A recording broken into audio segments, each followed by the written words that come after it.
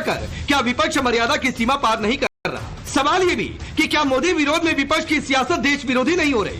बात सिर्फ इतनी नहीं, भारत ने अब सीज फायर के बाद पाकिस्तान को अंतर्राष्ट्रीय स्तर पर घेरने की बड़ी योजना बनाई है। सरकार दुनिया भर में 7 ऑल पार्टी डेलीगेशन भेज रही ताकि पाकिस्तान को अंतर्राष्ट्रीय स्तर पर घेरा जा सके। भारत के इस डेलीगेशन को अलग अलग पार्टी के नेता लीड करेंगे। इन 7 डेलीगेशन को कांग्रेस के शशि थरूर, बीजेपी के रविशंकर प्रसाद, एनसीपी की सुप्रिया सुले, शिवसेना के श्रीकांत शिंदे, बीजेपी के विजयंत जय पांडा, डीएमके की के कनिमोझी और जेडीयू के संजय झा लीड करेंगे।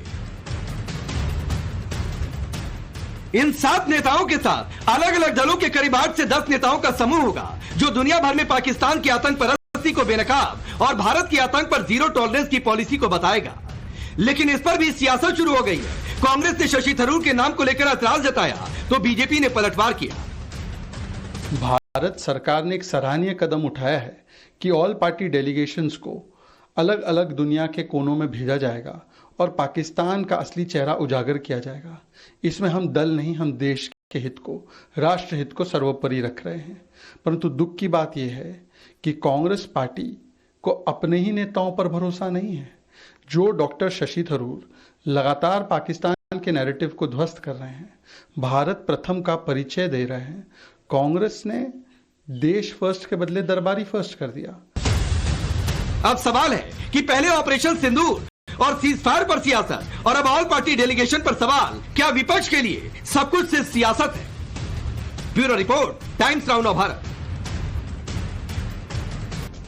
तो चलिए आपने ये रिपोर्ट देखी, मैं आपका परिचय आज के मेहमानों से करवाता हूं। हमारे साथ शाजिया इल्मी है, भारतीय जनता पार्टी के नेता और प्रवक्ता।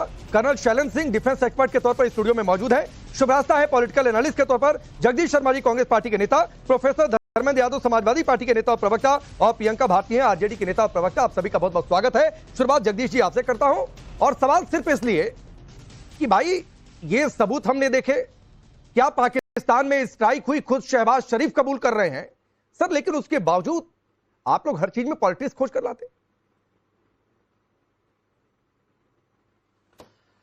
राकेश पांडे जी, बुरा मत मानना, सवाल ये नहीं है कि पाकिस्तान को हमने ध्वस्त कर दिया, वो तो हमारी फौज जिंदाबाद कर दिया। सवाल ये है कि ऐसा क्या था कि रातों रात सीज फायर वो भी अमेरिका को करना पड़ा।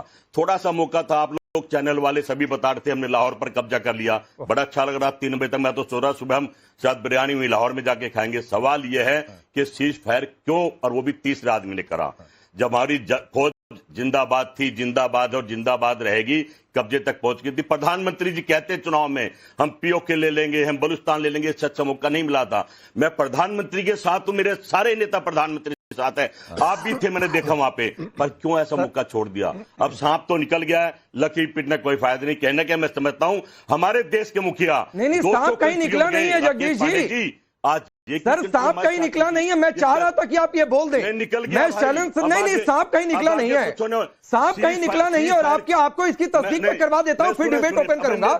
जगदीश जी सांप कहीं निकला नहीं है, मैं इसकी तस्दीक करवा देता हूं सर, फिर आपके पास लौट कर आऊंगा। जगदीश जी होल्ड करिए 1 मिनट सर, होल्ड करिए 1 मिनट, होल्ड करिए 1 मिनट सर, आप ही के पास आऊंगा, अभी डिबेट शुरू नहीं हुआ है।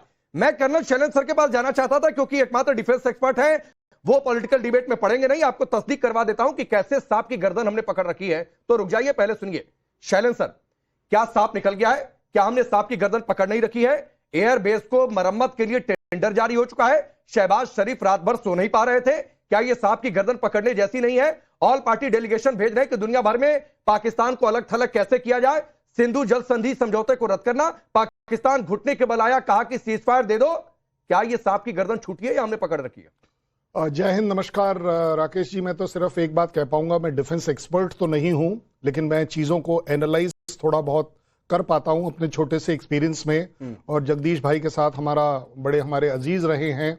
अच्छी वादी के कैंप्स के ऊपर स्ट्राइक करी आपने, उसके बाद उनके आकाओं जो उनके हेडक्वार्टर है वहां पर करी। इसको हम बोलते हैं कि सांप का जो फन दिख रहा है वो।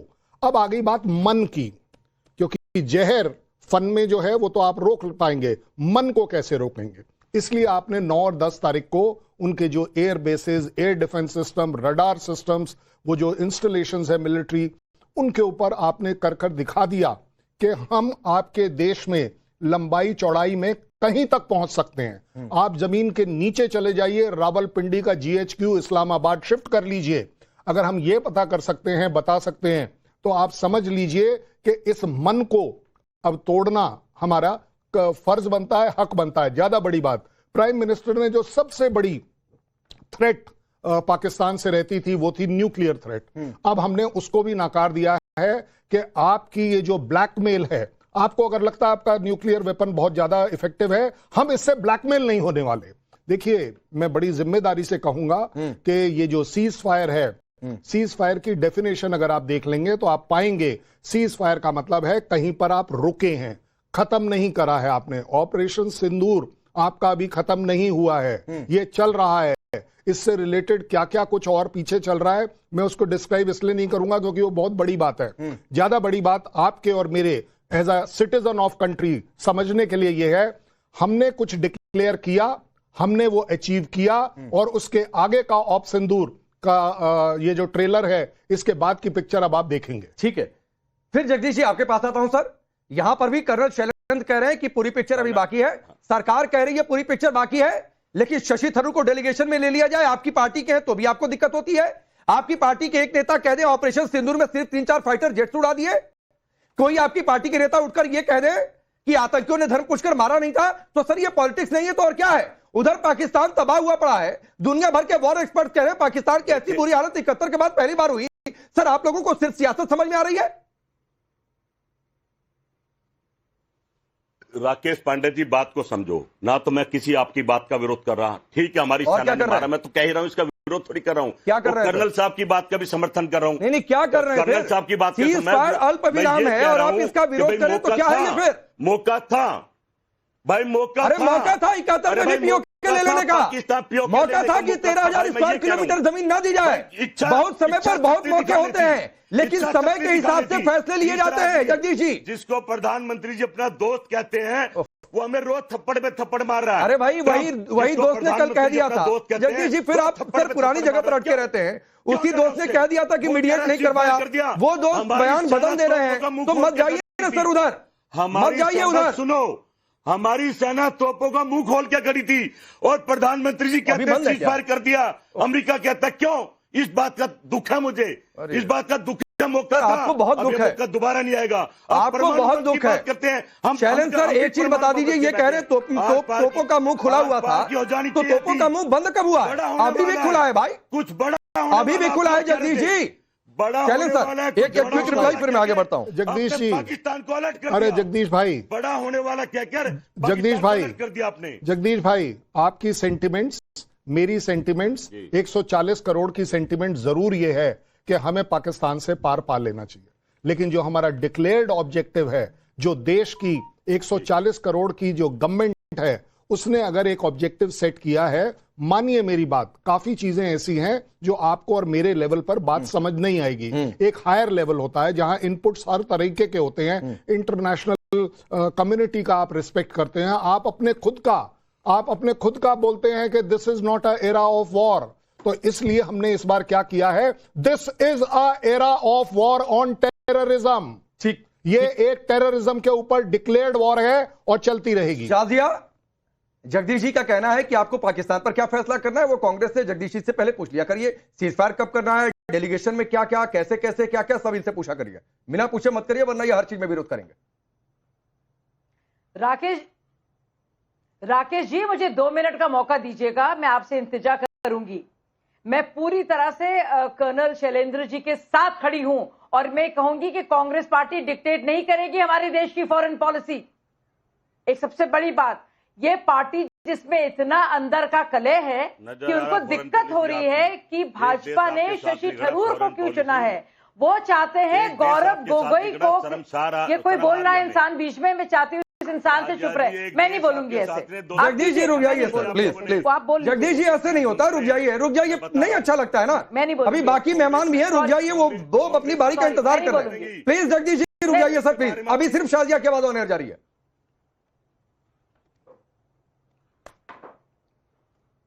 बोलिए शाजिया। ये शख्स चुप रहेगा तब मैं बोलूंगी। अरे चुप है, बोलिए। सुनिए, इस शख्स को बता दिए कि हमें अपनी सैन्य शक्ति पर पूरी तरह से ना सिर्फ भरोसा है, और बता दो मैं इन भाई साहब को कि शशि थरूर सबसे सम्मानित, प्रतिष्ठित राजनयिक के तौर पर और यूनाइटेड नेशंस में 3 दशकों के अनुभव के चलते उनका चयन किया है। इन्हीं की पार्टी से बता दीजिए इनको, और उनको बता दिए फॉरेन पॉलिसी के मामले में ये क्या रहे हैं, हमको ना बताएं। और ये कौन है डिसाइड करने वाले पीओके कब लिया जाएगा? डीजीएमओ की बात हुई वहां के हमारे डीजीएमओ से, और तब सीज फायर हुई है, सुन लीजिए आप। और आपको मैं बता दूं, एक भी ड्रोन जो है वो ऐसा नहीं हुआ है कि वो ब्रीच कर पाया। भारतीय तुर्की का बना हुआ पाकिस्तान का जो एक भी ड्रोन है हमारे इंटरसेप्शन के वजह से ब्रीच भेद नहीं कर पाया। एक भी मिसाइल छुआ नहीं हमारी सॉइल को। सुन लीजिए, रावलपिंडी जलता रहा, बहावलपुर जलता रहा, 2000 से ज्यादा टेररिस्ट मारे गए, परखच्चे उड़ गए। 11 एफील-सी एयरबेसेस, उनकी हालत देखिए जाकर, ये भारत ने कर दिखाया है। सुन लीजिए आप। इसके अलावा सुन लीजिए भाई साहब, अकल कम है आपकी, अकल भी कम है, खबर भी कम है। और भारत के विरोधी तो हैं, लेकिन पाकिस्तान परस्ती की जो इंतहा पार कर रहे हैं ना, सुन लीजिए आप, सुनिए आप, चुप रहिए आप, चुप रहिए आप, मैं सुना के रहूंगी आपको। ये ऐसा मसला है कि हर एक भारतीय निकल के आइए बात। अरे क्या गलती हुई है? मैंने खत्म नहीं किया है। नहीं, ये क्या गलती हुई है जगदीश जी? नहीं, आपके हिसाब से सरकार गलती कर रही है, बाकी सब सही कर रहे हैं। मुझे बोलने दीजिए, बाकी सब सही कर रहे हैं, सरकार गलती कर रही है आपके हिसाब से। 20 मिनट में शादी अपनी बात पूरी करिए, फिर प्रियंका जी के पास जाता हूँ। हाँ, 20 मिनट में अपनी बात पूरी करिए। 2 मिनट। नहीं, बिल्कुल नहीं करूंगी मैं राकेश जी मैं हट जाऊंगी आपके चैनल से अगर आप इनको रोकेंगे नहीं। आप ये ना कीजिए, आप 20 सेकंड मुझसे कह रहे हैं, लगातार इंसान बोल रहा है, आप कंट्रोल नहीं कर पा रहे हैं इसको। अरे 1.5 मिनट से उनकी आवाज ऑन एयर नहीं जा रही है शाजिया, आपको बोलते बोलते 1.5 मिनट हो चुके हैं, अपनी बात पूरी करिए प्लीज। सुन पा रही हूँ, नहीं हुए हैं, ये बीच में बोल रहा था, ये बीच में बोला था, मैं फिर से रिपीट करूंगी। एक भी ड्रोन जो है ना ब्रीच नहीं किया है, एक मिसाइल भारतीय जो हमारी धरती को छू नहीं पाया है। बहावलपुर की क्या हालत हुई है, मसूद अजहर का चाहे खानदान हो या 200 आतंकवादी टेररिस्ट हो, पूरी तरह से उनकी क्या हालत हुई है। हालांकि उनके नमाज जनाजा में पूरे पाकिस्तान आया था। और ये भी मैं बता दूं आपको कि एयर बेसिस जो है 11, उसकी क्या हालत हुई है। मैं ये भी भाई साहब को बता दूं, लश्कर तैयबा का नाम सुना है भाई, सुना है? जैश ए मोहम्मद का खत्म हो गए, नेस्त नाबूद हो गए उनके हेडक्वार्टर्स। ठीक है, और सोचिए अगर भारतीय आर्मी, ठीक है शाजिया मैं आता हूं आपके पास, शाजिया मैं आता हूं। प्रियंका भारती जो बात शाजिया कह रही है, अखनूर में प्रियंका भारती जो बात शाजिया कह रही है, मेरी एक सीधी सी बात है। सरकार ने कहा कि 7 लोग होंगे, डेलीगेशन को लीड करेंगे, 7 लोग के अंदर 8-8, 10-10 और ऑल पार्टी लीडर होंगे, तो पहले तो पूरी लिस्ट आ जाने देनी चाहिए थी। उससे पहले उस पर सवाल उठाना, तो वर्ल्ड फोरम पर आप मैसेज क्या दे रहे हैं, नंबर 1 बात। दूसरी बात है, कोई नींबू मिर्ची लेकर आ जाए, कोई कहे कि भाई ऑपरेशन सिंदूर हुआ ही नहीं, कोई कहे, आपको नहीं लगता है कि बहुत अधीर विपक्ष हो रहा है? सिर्फ पाकिस्तान में हेडलाइन बनने वाली पॉलिटिक्स हो रही है। वर्ल्ड फोरम पर पाकिस्तान कैसे टूल्स की तरह इस्तेमाल करे, ये पॉलिटिक्स हो रही है। देखिए, अगर बात डेलीगेशन की हो रही है, बात शशि थरूर जी की हो रही है, तो चाहे भाजपा के प्रवक्ता हो, चाहे भाजपा के नेता हो, लगातार ये खुद शशि थरूर जी को सोरोस का एजेंट बोलते आए हैं। अभी इनका स्टैंस क्या है, पूछिए इनसे। बाकी रही सेना की बात, तो हमारी जवानों ने बहुत ही मजबूती के साथ आतंकवादियों को जवाब दिया। लेकिन सवाल ये भी उठता है कि क्या संप्रभुता का मजाक बनाकर नहीं रख दिया देश के प्रधानमंत्री जी ने? उनके परम मित्र डोनाल्ड ट्रंप जी को के ऊपर करोड़ों करोड़ खर्चा करके उनके लिए रैली निकाली गई थी गुजरात में, और वही डोनाल्ड ट्रंप बार बार भारत को नीचा दिखा रहे हैं, बार बार ये कह रहे हैं कि मैं कल सुना था आपने डोनाल्ड ट्रंप का स्टेटमेंट? प्रियंका भारती बात करें, कल का सुना था आपने? मैं वही तो कह रही हूँ ना आपको कि पहले उन्होंने कहा कि मैंने सीज फायर करवाया, उसके बाद उससे मुकर गए, उसके बाद ये कह रहे हैं कि अगर ये लोग सीज फायर नहीं करेंगे तो मैं इनके साथ नहीं करूंगा। तो फिर वही बात है ना प्रियंका भारती जी, या तो आप 10 लाइन में से कोई एक लाइन पकड़ लेंगी, आप अपनी पॉलिटिक्स के हिसाब से। मैं सुन ही रहा हूँ। ऐसा कौन सा ट्रेड है, ऐसा कौन सा ट्रेड है जो हमारे जवानों की शहादत से ऊपर है? ये देश पूछ रहा है आज भी। अच्छी बात है कि डेलीगेशन को भेजा जा रहा है विश्व पटल पर अपनी बात रखने के लिए। विशेष सत्र की मांग हम कर रहे थे, उसको नहीं सुना गया, लेकिन ठीक है, जिस समय में पूरा देश, पूरा विपक्ष एकजुट होकर के सेना के साथ खड़ा था, यही भाजपा के उप मुख्यमंत्री हो या भाजपा के मंत्री हो, लगातार सेना को नीचा दिखाते रहे। रामगोपाल यादव जी ने क्या कहा था? रामगोपाल यादव जी ने क्या कहा? आपकी पार्टी के नेता सुधाकर सिंह ने क्या कहा? अमित जमई ने क्या कहा? इमरान मसूद ने क्या कहा? अजय राय ने क्या कहा? प्रियंक खड़गे ने क्या कहा? पहले तो मुझे तो अपनी नहीं बात तो मुझे कंप्लीट नहीं करने मुझे एक दीजिए, चीज मैं एक उन चीज जानना सवालों है का भी आपको जवाब प्रियंका देती हूँ। भारती जी, ऐसे नहीं होता है। सवालों का भी जवाब देती हूँ। आप हाँ नहीं मैं आता हूं आपके पास। शुभराज साहब, ये एकजुटता दिखाने का तरीका है। कोई कहेगा सर्जिकल स्ट्राइक का सबूत दे दो, कोई कहेगा ऑपरेशन सिंदूर हुआ ही नहीं, इनकी पार्टी के नेता कह देंगे कुर्सी पर बैठे क्यों। इस तरह एकजुटता दिखाई जाती है क्या? और उसके बाद कहेंगे हम एकजुट है। लीजिए राकेश पांडे जी, जैसे ही मैंने इनके उप मुख्यमंत्री का नाम लिया, नहीं मैंने तो रामगोपाल यादव का भी नाम लिया। Yes, that is condemnable. वो कोई नहीं है, मैं कह रहा हूं पार्टी से निकाल देना चाहिए। बीजेपी फैसला ले, मैं उनके साथ बिल्कुल जाकर नहीं खड़ा हूं प्रियंका भारती। लेकिन सवाल है कि आप रामगोपाल, सुधाकर सिंह, बाकी नेताओं पर आप जाकर नहीं बोलेंगी। ठीक है, चलिए शुभराज साहब, ये एकजुटता दिखाने का तरीका। जगदीश जी का मैंने नाम लिया, जिन्होंने कहा कि सेना। राजेश जी चुप हो तो आपको आप मैं भी प्रियंका जी आता हूं मैडम, आता हूं शुभराज साहब को सुनिए, फिर आता हूं आपके पास। देखिए, मुझे लगता है कि फॉरेन पॉलिसी जैसा विषय सिर्फ पॉलिटिकल तू मैं से नहीं सॉल्व हो सकता है। फॉरेन पॉलिसी कंटिन्यूम में होती है। जो नीति हमने पहले से रखी है उसी को लेकर के हम आगे चलते हैं। मैं ये बात इसलिए कह रही हूं क्योंकि आपको इस पूरे डिबेट को एक संदर्भ में देखना होगा। अगर राजनीति करने पे उतरना है तो फिर तुलनात्मक अध्ययन कीजिए कि जब पाकिस्तान पहले हमला करता था तो भारत का क्या रिस्पॉन्स होता था। यहाँ पे एक डिफेंस एक्सपर्ट बैठे हैं, आई एम श्योर आप शैलेंद्र जी से भी जब राय पूछेंगे तो वो अग्री करेंगे कि फॉरेन पॉलिसी एक बहुत ही गहन शोध का विषय होता है। अगर डोनाल्ड ट्रंप ने जिस तरीके से बिहेव किया, उनको मुंह की खानी पड़ी। यूएस स्टेट डिपार्टमेंट का स्टेटमेंट भी पढ़ना चाहिए फिर प्रियंका भारती जी को। ये सब स्कॉलर्स बैठे हैं यहाँ पर, आप सिर्फ एक चीज को आउट ऑफ कॉन्टेक्स्ट कोट करेंगी तो नहीं चलेगा ना प्रियंका जी। दूसरी बात ये है कि ये बात बिल्कुल सच है कि भारत के ऊपर जो हमला हुआ पहलगाम में, उसको लेने के बाद कोई भी देश भारत के साथ उस तरीके से खड़ा नहीं हुआ जिस तरीके से पाकिस्तान के साथ लोग खड़े थे, और एक फॉल्स इक्विवेलेंस बनाया गया कि भाई भारत में जो हुआ, भारत का जो रिएक्शन था वो पाकिस्तान के हमले से कंपेयर किया गया। ये सारी भूलें हैं हमारी फॉरेन पॉलिसी की। लेकिन क्या इसके लिए हम लोगों को केवल राजनीति करनी चाहिए या इसको लार्जर पर्सपेक्टिव में देखने की जरूरत है? भाई ऐसा आज तक तो नहीं हुआ था ना। इसका मतलब कुछ तो ऐसा हुआ है ग्लोबल लेवल पर जिससे भारत को लेकर के बाकी देशों के मन में कुछ तो ऐसा हुआ है ना। कहीं तो हम कंपटीशन में आए हैं जिसकी वजह से ये चीज हो रही है। तो ये कौन समझेगा? ये भी तो देश के विपक्ष को थोड़ा मैच्योरली समझना होगा। मुझे लगता है कुछ मुद्दे ऐसे हैं राजेश जी जो बिल्कुल भी आइडियोलॉजी से परे जाकर के जिनके ऊपर एक सर्वसम्मति से राय बनाने की जरूरत है। और मैं इसमें देश के विपक्ष का बहुत ज्यादा मैं उनको अप्रिशिएट करती हूं कि उन्होंने इस मुद्दे को हिंदुस्तान पाकिस्तान वाले मुद्दे पर एकजुट आकर सेना का साथ उन्होंने दिया। लेकिन अब जो राजनीति हो रही है फॉरेन पॉलिसी पर, वो राजनीति सही नहीं है।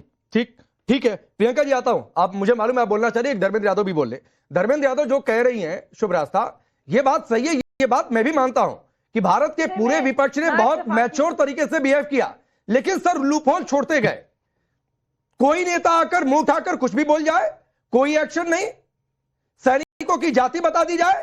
और ये बात मैं बीजेपी के लिए भी कह रहा हूं और आपकी पार्टी के लिए भी कह रहा हूं। कोई कह दे सत्ता में बने रहने लायक नहीं है, कोई एक्शन नहीं अभी तक, तो ये मैच्योरिटी नहीं होती है मेरे हिसाब से, माफ करिएगा।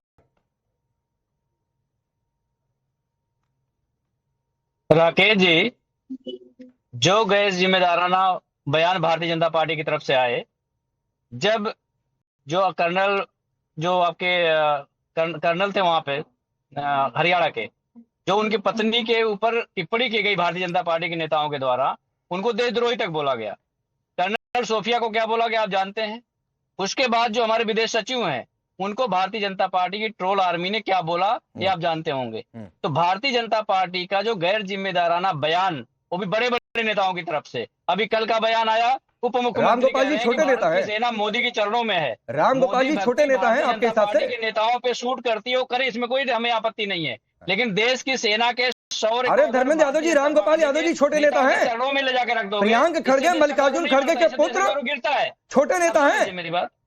मेरी बात सुनिए ना, देश के गौरव से गिरता है। नहीं, प्रवचन सुनने के लिए थोड़ा नहीं होता डिबेट, के गौरव के साथ समझौता क्रॉस क्वेश्चन का जवाब देना होता है। मैं पूछ रहा हूं, रामगोपाल यादव जी छोटे नेता है, प्रियंक खड़गे छोटे नेता है, अमित जमई आपकी पार्टी के प्रवक्ता छोटे नेता है, इमरान मसूद छोटे नेता है, अजय राय यूपी कांग्रेस के मुखिया हैं, छोटे नेता हैं। नहीं लेंगे, सवाल ही पूछते रहेंगे, जवाब लीजिए ना।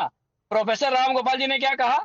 उन्होंने कहा कि भारतीय जनता पार्टी के नेताओं को अगर इन दो सेनाओं के अधिकारियों की जाति पता होती तो ये कुछ और भी बोलते। ना सिर्फ कहने का मतलब ये था। यस, नहीं कहने का, सुनिए ना, अरे सुनिए, इतनी मासूमियत नहीं धर्मेंद्र यादव, इतनी मासूमियत नहीं। अगर वो सिर्फ ये कहते, और ये मैं मानता भी हूं कि कहने का मतलब शायद ये होगा जो आप कहना चाह रहे हैं, लेकिन उसमें जाति बताई गई व्योमिका सिंह की, जाति बताई गई व्योमिका सिंह की, जाति बताई गई व्योमिका सिंह की। आप कह लेते ना सीधे, अभी जिस भाषा में आप बोल रहे हैं व्योमिका सिंह जिस जाति की है, ये प्रेडिक्ट और बताने की क्या जरूरत थी? भारत की सेना रहती है, ये गलत नहीं है आपकी नजरों में, इसको आप गलत नहीं बोल सकते। अब हो गया ना, एक बार बोल के बताइए, हो गया यूटर्न आपका। नहीं बोलना है रामगोपाल यादव पर, नहीं बोलना है प्रियंका खड़गे पर, नहीं बोलना है सिद्धारमैया पर, नहीं बोलना है सुधाकर सिंह पर, नहीं बोलना है अमित जमाई पर। कौन से गलत है? हाँ, जात, ओ अच्छा, रुक जाइए, जाति बताना नहीं गलत है ना? सुनिए ना, अरे सुनिए, अरे सुनिए ना, 1 मिनट शाजिया, 30 सेकंड दीजिए, 30 सेकंड दीजिए शाजिया, ठीक है। नहीं रुकिए धर्मेंद्र यादव, जाति बताना गलत नहीं है ना? मतलब आप ये मान रहे हैं, अरे रुकिए ना, मतलब आप ये मान रहे हैं, हाँ रुकिए ना, रुकिए, ठीक, मैं आप ही के पास हूं, मैं आपकी बात को मान रहा हूं, जाति बताना गलत नहीं है। तो इसका मतलब व्योमिका सिंह की जाति बताकर रामगोपाल यादव जी ने ठीक किया। तो फिर मेरा सवाल यह होगा भाई कि अखिलेश यादव ने जब संसद में इस तरीके की टीका टिप्पणी हुई, तो मुझे ध्यान है, गलत हो तो सही करिएगा, हिम्मत कैसे हो गई जाति पूछने की? ये उन्हीं का स्टेटमेंट था ना? नहीं, वो कह रहे हैं उनको कोई जाति नहीं है, आप याद करिए इस बात को। पहले अखिलेश यादव ने क्या कहा था ये बताइए। भारतीय जनता पार्टी नेता कह रहे हैं उनको कोई जाति नहीं है। अरे ये इस बात आपने क्या कहा था वो बताइए। बीजेपी के पीछे क्यों जाकर छिप रहे हैं? आपने क्या कहा था ये बताइए। हम बीजेपी के नेता ने क्या कहा था? इनकी कोई जाति नहीं है। चलिए ठीक है, शाजिया 30 सेकंड रिप्लाई करिए, फिर आगे बढ़ता हूं। राकेश जी मुझे 10 सेकंड और दीजिएगा, मैं 20 मिनट तक आपकी डिबेट सुनाऊं और मेरी बात पूरी नहीं हुई। सुनिए, 2-3 सेकंड और दीजिए। अच्छा 10 सेकंड और दे दीजिए शाजिया, फिर आ रहा हूं, 10 सेकंड और दे दीजिए। सबसे पहले अभी जो मुख्य बात हो रही थी, जो हमारे कर्नल साहब कह रहे थे, आप भी कह रहे हैं कि अगर हम किसी का गर्दन पकड़ लिए हैं, सांप की गर्दन पकड़ी हुई है, तो हम सांप की गर्दन को मरोड़ क्यों नहीं रहे हैं? सवाल ये उठता है। दूसरा सवाल मेरा ये है कि अगर हम सांप के फन को देख लिए हैं, तो सांप के फन को कुचल क्यों नहीं रहे हैं? हम सांप को घायल क्यों छोड़ रहे हैं? मुझे बता दीजिए। ठीक है, 2 सवाल मेरा ये है। तीसरा सवाल ये है कि ये देश और देश के प्रधानमंत्री क्या इतने कमजोर हो गए हैं कि सीज फायर का अनाउंसमेंट किसी तीसरे देश से करवाएंगे? फिर आप वहीं पर आकर अटक गए ना, आपका टेप 4 दिन पहले जाकर अटका हुआ है, दिक्कत सिर्फ ये है। शाजिया खैर रिप्लाई करिए, मैं आगे बढ़ता हूँ। प्लीज रुक जाइए। हो गया धर्मेंद्र यादव, हो गया, मुझे पता है आप सिलेक्टिव है सर, और इसी सिलेक्टिव होने से मुझे दिक्कत है सर। आप सिलेक्टिव है और इसी सिलेक्टिव होने से मुझे दिक्कत है। शाजिया। राकेश जी, क्योंकि मैं भाजपा की नुमाइंदगी कर रही हूं, मैं चाहती हूं बहुत ही गंभीर सवालों के मैं जवाब दूं। सबसे पहले मैं आपको हाथ जोड़कर जो विजय शाह ने कहा है उसके लिए ना सिर्फ माफी मांगती हूं, बल्कि मैं खुश हूं कि एक्शन लिया जा रहा है कानूनी लेवल पर, सबसे ज्यादा जो जरूरी है। मैं ये पूछना चाह रही हूं कि राम गोपाल जी के खिलाफ क्या एक्शन लिया गया है? क्या कोर्ट को उनके खिलाफ एक्शन नहीं लेना चाहिए? जिस तरह से वो पीडीए की अपनी राजनीति को चमका रहे हैं, विंग कमांडर का जिनको नाम तक नहीं पता, बेशर्मी देखिए, उनकी जात की बात कर रहे हैं। मैं पूछना चाहती हूँ उनके खिलाफ एक्शन क्यों नहीं लिया, क्योंकि उनको निकाल बाहर नहीं किया। दूसरी बात राजनयिक तौर पे कही गई, 1 मिनट भाई साहब, कुछ और बात भी कर रही हूँ मैं एक बार बात करना चाह रही हूँ। मेरी बहुत ही काबिल दोस्त शिवराष्ट्र ने कहा है अपने हमारे भारत को लेकर, सुनिए, मैं ना इत्तेफाकी, अरे चुप रहिए भाई साहब, कुछ और बात कर रही हूँ मैं।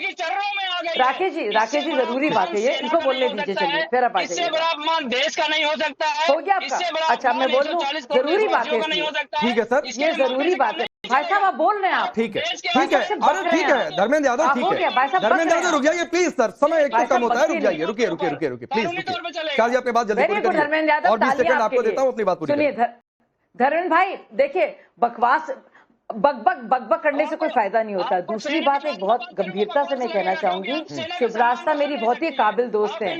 अब मैं आपको बता दूं, 71 की बात कांग्रेस कर रहा है, ये अभी क्या हुआ है हमारे देश में सब जानते हैं क्या हुआ है। मैंने आपको पूरा उसका ब्यौरा दिया है, क्या कुछ हो सकता था और क्या कुछ हुआ है। अब मैं आपको बता दूं, 71 के बाद यूनाइटेड नेशंस ने 7th fleet bay of Bengal की तरफ कर दी थी।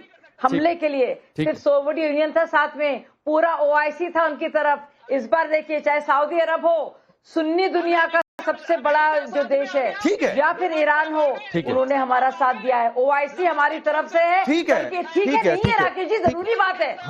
ठीक है नहीं, अच्छा चलिए नहीं ठीक है, थोड़ा सा सबकी बात आ जाए। मैं आऊंगा शाजिया, ये अभी बहस चलती रहेगी। प्रियंका भारती जी 30 सेकंड आपको देता हूँ, 30 सेकंड ही रहेगा।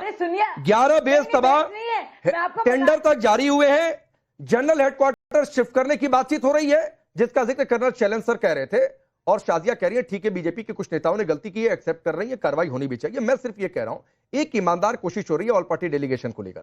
एक ईमानदार इस बार कोशिश हुई है, 71 के बाद सबसे बड़ा जख्म देकर पाकिस्तान को दुनिया मान रही है, दुनिया भर के वॉर एक्सपर्ट्स मान रहे हैं, तो कम से कम इसमें मैच्योर रहना चाहिए था। आपको लगता नहीं है ये सबसे गलती हो रही? बिल्कुल इसमें मैच्योर रहना चाहिए था, लेकिन भाजपा के लोगों ने जैसे इमेच्योरिटी दिखाई है वो देश के लिए पूरा शर्मनाक है। क्योंकि इनके जब उप मुख्यमंत्री जगदीश देवड़ा कह सकते हैं कि सेना मोदी जी के पैरों में है, इनके मंत्री कह सकते हैं देश की सम्मानित बेटी पर आतंकवादियों की बहन का लांछन लगा सकते हैं। इनके एक और उप मुख्यमंत्री बिहार पर बोझ विजय सिन्हा जी नहीं गए शहीदों को श्रद्धांजलि देने। बोले क्या, तेजस्वी यादव ने हमको खबर नहीं किया, खबर करते तो हम जाते। इस तरह की तो सांत्वना है उनके भीतर में। और सबसे भयानक बात है, जो सबसे ज्यादा एक गंभीर मसला है, आज आपने देखा स्टेटमेंट आया है जयशंकर जी का ANI पे, कह रहे थे कि पाकिस्तान पर हमला करने से पहले हम उनको सूचित किया था। देश तो पहले दिन से प्रधानमंत्री ने कह दिया था कि अपनी जगह समय पर मार देंगे। ये थोड़ा नहीं बताया था कि आज रात को ही जा रहे हैं ठोकने के लिए। अब नहीं, ये इंटरप्रिटेशन का सवाल है। मैं नहीं इस बात से सहमत हूं। प्रियंका जी रुक जाइए। शुभराज साहब, ये तो फ्रॉम द फर्स्ट डे कह रहे हैं पहलगाम अटैक से कि हम मारेंगे। अरे ये थोड़ी नेता कहा था कि आज रात को 1 बजे मारेंगे, भाई समझ जाना। हम तो पहले दिन से कह रहे हैं, 22 तारीख से कह रहे हैं कि मारेंगे मारेंगे मारेंगे। राकेश जी, ये अटकलें लगाई जा रही हैं और भी हमला नहीं था, ये ऑर्डिनरी टूरिस्ट के ऊपर हमला था। उसके बाद जिस तरीके से भारत ने रिस्पॉन्ड किया है, तब भी हम नैतिकता के दायरे में रह करके किया है। इस पे राजनीति कैसे कोई कर सकता है? नहीं, नैतिकता के दायरे में तो हम हैं। In association with DBS Global University Dehradun, converging AI and passion into business. Goldy मसाले के